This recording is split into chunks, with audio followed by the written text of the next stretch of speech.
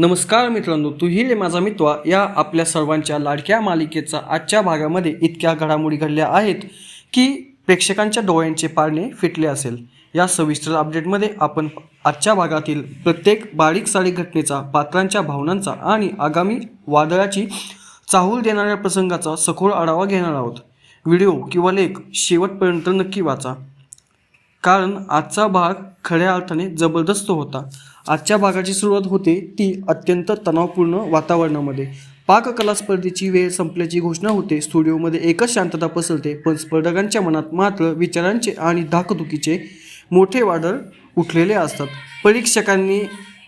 परीक्षकांनी सर्वांना आदेश दिला आहे की ज्यांनी जे काही पदार्थ बनवले आहेत ते त्यांनी त्वरित परीक्षकांच्या टेबलावर आणून ठेवावे। आता खऱ्या परीक्षेची वेळ आली होती। प्रत्येकाने स्वतःची सर्व कौशल्ये पणाला लावून ही डिश तयार केली होती। सर्वात आधी नम्रताला तिचा पदार्थ समोर आणण्यास सांगितले जाते। नम्रताच्या चेहऱ्यावर एक प्रकारची घाई आणि सोबतच निकालाचे प्रचंड टेन्शन स्पष्ट दिसत असते। तिने इंदोरी पोहे बनवलेले असतात। तिच्या पाठोपाठ ईश्वरीला तिचा पदार्थ आणण्याची सूचना मिळते। ईश्वरीने आपल्या खास शैलीतून फ्युजन वडापाव बनवलेला असतो। ईश्वरीला दृष्टी नसतानाही तिने अत्यंत कष्टाने आणि एकाग्रताने ही डिश तयार केलेली असते। सर्वांचे पदार्थ जेव्हा एका रांगेत लावले जातात तेव्हा स्पर्धेतील अटीतटीची लढत किती मोठी आहे याची जाणीव सर्वांना होते। ही केवळ एक स्पर्धा नव्हती, तर पुढच्या फेरीत जाण्यासाठी आणि स्वतःचे अस्तित्व सिद्ध करण्यासाठीची ही एक मोठी अग्निपरीक्षा होती। परीक्षकांचा सवाल आणि ईश्वरीचे अचूक उत्तर परीक्षक अत्यंत बारीकाईने एकेका पदार्थाचे परीक्षण करत असतात। पदार्थाची मांडणी, त्याचा सुगंध आणि शेवटची चव या तिन्ही कसोट्यांवर स्पर्धकाला पारखले जात असते। जेव्हा परीक्षक ईश्वरीच्या फ्युजन वडापाव जवळ येतात तेव्हा ते केवळ पदार्थ चाकून थांबत नाहीत, तर ते ईश्वरीला एक अतिशय मार्मिक आणि महत्त्वाचा प्रश्न विचारतात। परीक्षक विचारतात, ईश्वरी, तुम्ही या वडापावमध्ये मसाल्यांचे आणि सुगंधाचे अगदी योग्य वापर केला आहे हे आम्हाला जाणवत आहे, पण आम्हाला एक गोष्ट समजून घ्यायची आहे, तुम्हाला सध्या दृष्टी नाही आहे। मग हा वडापाव तेलात पूर्णपणे तळला गेला आहे, तो आतून कच्चा राहिला नाही आणि बाहेरून करपलेला नाही, हे तुम्हाला नेमके कसे समजले? या प्रश्नावर स्टुडिओमध्ये क्षणभर शांतता पसरते। अर्णवच्या काळजाचा ठोका चुकतो, पण ईश्वरी मात्र अत्यंत आत्मविश्वासाने आणि शांतपणे उत्तर देते। ती म्हणते, जेव्हा मी वडा गरम तेलामध्ये सोडला तेव्हा सुरुवातीला येणारा आवाज आणि सुगंध वेगळा होता, पण जसा जसा तो वडा पूर्णपणे तळला जाऊ लागला तसा त्यातील बेसनाचा आणि मसाल्यांचा एक अत्यंत विशिष्ट आणि खमंग असा अरोमा सुगंध दरवळू लागला। एका विशिष्ट क्षणी तो सुगंध इतका परिपूर्ण होतो की माझ्या अंतर्मनाने मला सांगितले की हा वडा अगदी योग्य प्रकारे तळला गेला आहे। त्याच अरोमाच्या इशाऱ्यावर मी वडा तेलातून बाहेर काढला। ईश्वरीचे हे उत्तर ऐकून परीक्षक अक्षरशः थक्क होतात। दृष्टी नसतानाही केवळ वासाच्या आणि स्पर्शाच्या जोरावर इतका अचूक अंदाज बांधणे ही काही सामान्य गोष्ट नव्हती। परीक्षकांकडून ईश्वरीच्या या कौशल्याचे आणि सकारात्मकतेचे भरभरून कौतुक केले जाते। निकालाची घोषणा, सौदामिनीला धक्का आणि सात्विक फॅशनचा विजय। आता वेळ येते ती निकालाची।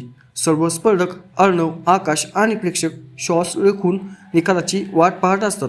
एका कंपनीला परीक्षकांकडून 10 पैकी 8 गुण मिळतात, ते स्पर्धक खुश होतात।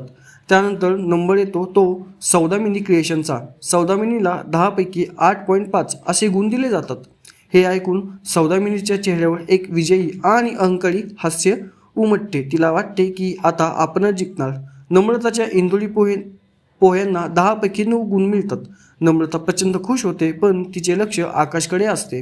आकाशचे संपूर्ण लक्ष अर्णव आणि ईश्वरीवर केंद्रित झालेले असते। त्याला मनापासून वाटत असते की आता अर्णव आणि ईश्वरीनेच ही स्पर्धा जिंकावी।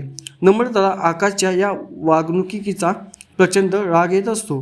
ती त्याला विचारतेही की तुमचे लक्ष तिथे का आहे? त्यावर आकाश स्पष्टपणे सांगतो की ईश्वरीने जी उत्तम कामगिरी केली आहे ती खरोखरच जिंकण्यास पात्र आहे। आता फक्त सात्विक फॅशन यांचा निकाल बाकी असतो। परीक्षक मुद्दामून हा निकाल शेवटपर्यंत गुलदस्त्यात ठेवतात। नम्रता आणि सौदामिनी मनातल्या मनात खूप खुश होत असतात. त्यांना वाटते की ईश्वरीचा वडापाव चांगला नसेल आणि तिला कमी गुण मिळतील. अर्णव ईश्वरीला धीर देत असतो आणि मग ती ऐतिहासिक घोषणा होते. परीक्षक सांगतात की सात्विक फॅशनच्या फ्युजन वडापावला 10पैकी 10 गुण मिळाले आहेत. ही घोषणा होताच संपूर्ण हॉलमध्ये टाळ्यांचा प्रचंड कडकडाट होतो. ईश्वरीच्या चेहऱ्यावर जो आनंद असतो तो शब्दात वर्णन न करण्यासारखा असतो. अर्णव आनंदाच्या भरात ईश्वरीला तिथेच घट्ट मिठी मारतो. आकाशही जोरजोरात टाळ्या वाजवून आपला आनंद व्यक्त करतो. दुसरीकडे मात्र सौदामिनी आणि नम्रताच्या चेहऱ्यावर 12 वाजलेले असतात. त्यांनी ईश्वरीला हरवण्यासाठी रचलेले सर्व कट त्यांच्याच अंगाशी आलेले असतात. नम्रता तोंड देखील कौतुक करण्याचा प्रयत्न करते, पण तिचा जळफात स्पष्ट दिसत असतो. सौदामिनी वल्ललीवर अक्षरशः बरसते. बघितलंस का, तुझं ते प्लॅनिंग कसं फुकट गेलं. तू म्हणाली होतीस ना की ते डोळ्यांचे ड्रॉप घातल्यावर तिची दृष्टी जाईल आणि ती स्पर्धा काहीच करू शकणार नाही. पण तसं काही झालं नाही. ती स्पर्धा जिंकली आहे आणि आपले सगळे प्लॅन फ्लॉप झालेले आहेत. वल्ललीही स्वतःचा बचाव करत म्हणते, यात माझ्यावर चिडून काय उपयोग. मी माझ्या परीने सर्व प्रयत्न केले होते. आता जर ती जिंकलीच तर त्यात माझी काय चूक. जाऊ दे, हा प्लॅन फेल केला ना, आपण पुढचा प्लॅन बनवूया. पण सौदामिनी आता काहीही ऐकून घेण्याच्या मनस्थितीमध्ये नसते. ती स्पष्ट सांगते की तुझ्या प्लॅननुसार चालले तर माझे खूप मोठे नुकसान होईल. मला आता तुझे कोणतेही प्लॅन ऐकायचे नाहीत. असे म्हणून ती फोन कट करते. सौदामिनी मनातल्या मनात खुणगाट बांधते की उद्याच्या स्पर्धेमध्ये अर्णवला कोणत्याही परिस्थितीमध्ये टिकू द्यायचे नाही, कारण सात्विक फॅशन तिला स्वतःच्या नावावर करायचे असते. घरामध्ये आनंदाचे वातावरण आणि ईश्वरीची परटलेली दृष्टी हे एक पुढचा भाग अत्यंत रोमांचक आहे. स्पर्धा जिंकून अर्णव आणि ईश्वरी जेव्हा घरी येतात तेव्हाच घरामध्ये एक वेगळाच उत्साह असतो. ईश्वरीने दिवसभर वटपौर्णिमेचा कडक उपवास केलेला असतो आणि तिने अन्नाचा एकही कण खाल्लेला नसतो. अर्णव अत्यंत प्रेमाने स्वतःच्या हाताने ईश्वरीला भरवतो आणि याच भावनिक क्षणी एक मोठा चमत्कार घडतो. ईश्वरीची गेलेली दृष्टी हे परत येते. आजी आणि अंजली ईश्वरीचे तोंड भरून कौतुक करतात.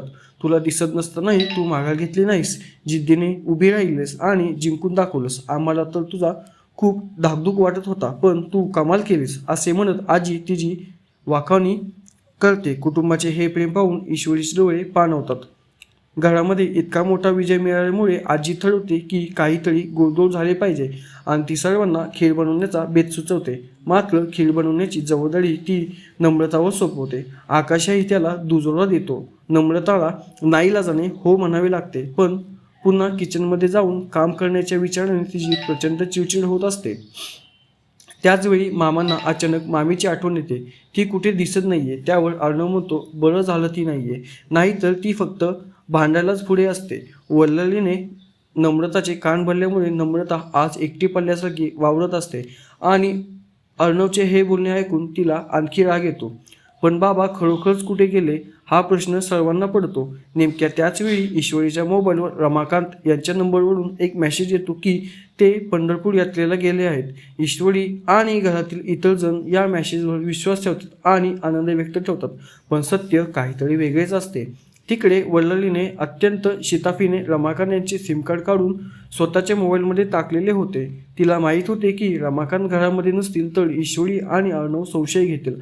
म्हणूनच तिने स्वतःच रमाकांत यांच्या नंबरवरून तो खोटा मेसेज ईश्वरीला पाठवलेला असतो आणि काम झाल्यावर ते सिम कार्ड काढून ती फेकून देते. वल्लली स्वतःच्या या चालाखीवर खूप खुश होते. मात्र अर्णवला हा मेसेज खटकतो. अचानक कोणालाही न सांगता बाबा पंढरपूरला कसे काय जाऊ शकतात, असा राष्ट्र प्रश्न अर्णवला पडतो. अर्णवच्या मनात संशयाची पाल चुकचुकते आणि त्याला यामागे काहीतरी मोठे कारण असल्याचा दाट संशय येतो. दुसरीकडे वल्लली एक अत्यंत नीच आणि भयानक कट रचत असते. अर्णवच्या ऑफिसमध्ये असलेली त्याच्या आईची सर्वात जुनी आणि आठवणीतील शिवण मशीन उद्ध्वस्त करण्याचा प्लॅन ती करत आहे. जर ती मशीन तुटली तर अर्णव मानसिकदृष्ट्या कोलमडून पडेल असा तिचा डाव आहे.